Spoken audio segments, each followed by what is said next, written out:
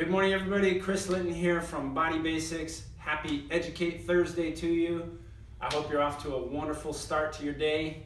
Today, I'm going to show you, we won't necessarily call it a secret, but it's definitely a go-to for me. I would consider it the triple threat for improving range of motion to improve our hip hinge.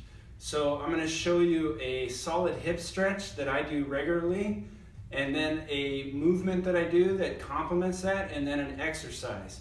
So first thing, the stretch. So when we're looking at hip hinge, the finish is a big key. A lot of times we're great here, but we can have tight muscles in the front here going up into the abdomen that cause us, when we get to here, to have trouble with that pelvic position, causing us to put a little more strain than necessary in that lower back. We don't want any strain in that lower back. So we want to loosen up this area here so that when we come through on our hinge, everything follows without this. So in order to do that, put one foot in front of the other. You're going to contract your butt. If you're already noticing that your back is arching, it's arching, bend over. Once you're bent over, put your hands on your butt. Squeeze your butt. Notice how my pelvis tucked under. As I do that, now when I come up, appreciate how this is going to stretch like crazy right here. So I'm going to keep that activation. I'm going to bring myself up without getting into that lower back, and I'm going to hold that stretch. I like to hold this stretch for 30 seconds.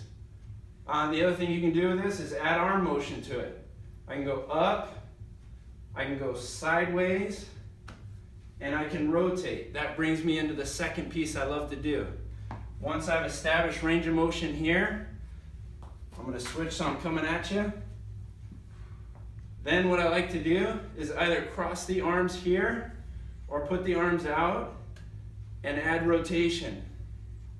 By adding rotation, I'm getting a stretch on this connective tissue and muscle right in here, which is freeing up movement in that back. You'll notice that when I do that, I'm not letting this knee follow me. Keeping everything locked in nice and stable as I'm rotating. So that would be the second piece that I would encourage you to do. Now, and do it in order. So then the last one is our tried and true bridge. Let me move this way. So you've set up the environment for you to be looser here. So now what I want you to do is bridge. Make sure that you aren't bridging by extending that lower back. You want to focus on using those buttocks. If you want to add an extra punch to it, lift your toes. That's going to recruit your backside a little bit more. So those would be my three that I would encourage you all to give a try, especially when you're finding that you're just having a lot of tightness as you're going through the top end of your hip hinge. Thanks.